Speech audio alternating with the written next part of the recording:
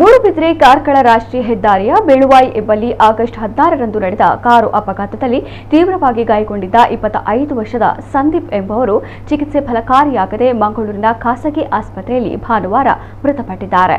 ಸಂದೀಪ್ ಬಂಟ್ವಾಳ ತಾಲೂಕಿನ ಸಿದ್ದಕಟ್ಟೆ ನಿವಾಸಿಯಾಗಿದ್ದು ಖಾಸಗಿ ಕಂಪನಿಯೊಂದರಲ್ಲಿ ಕೆಲಸ ಮಾಡ್ತಾ ಇದ್ರು.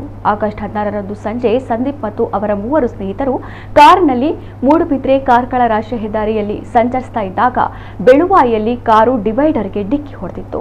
ಅಪಘಾತದಲ್ಲಿ ವೇಣೂರು ಪೆರ್ಮುಡದ ಸುಮಿತ್ ಸ್ಥಳದಲ್ಲೇ ಮೃತಪಟ್ಟಿದ್ದರು. ಅವರೊಂದಿಗೆ ಇದ್ದ ಸಂದೀಪ್ ಸಹಿತ ಇತರರು ಗಾಯಗೊಂಡಿದ್ದರು.